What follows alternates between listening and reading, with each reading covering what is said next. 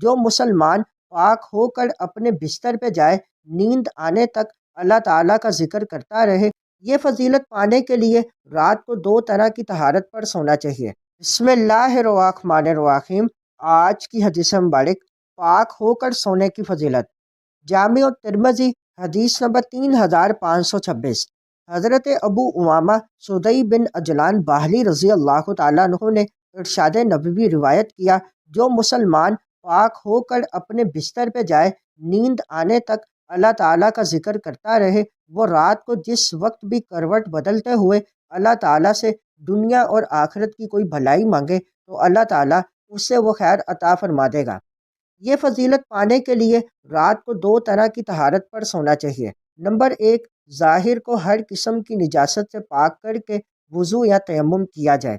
Number 2، توبہ اور استغفار اور ذکر الہی کر کے باطن کو حسد، بغض اور کینہ وغیرہ تمام گناہوں کی آلودگی سے پاک کیا جائے۔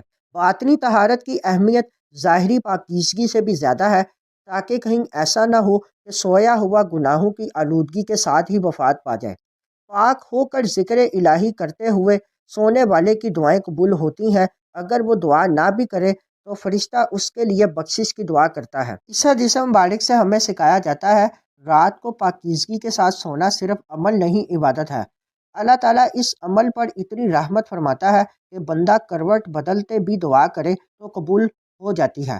صرف جسم کی پاکی کافی نہیں، دل کی پاکیزگی ضروری ہے۔ حسد، بغض، کینہ، بدگمانی یہ سب دل کی گندگی ہیں۔ اللہ کے حضور جانے سے پہلے دل کو صاف کرنا ضروری ہے۔ سونے سے پہلے اللہ کا ذکر انسان کو اللہ کے قریب کر دیتا ہے۔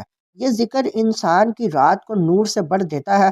فرشتے اس کے لیے دعا کرتے ہیں اور اس پر اللہ کی خاص نظر رحمت رہتی ہے۔ انسان نہیں جانتا کہ وہ جاگے گا بھی یا نہیں، اس لیے دن بھر کی خطاؤں کی معافی مانگ کر پاکیزگی کے ساتھ سونا گویا اپنے رب کو راضی کر کے سونا ہے۔ اس حدیث مبارک کو مزید آگے دوستوں تک پہنچائیں۔ مزید معلومات کے لیے ہمارے چینل کو لائک اینڈ سبسکرائب کریں۔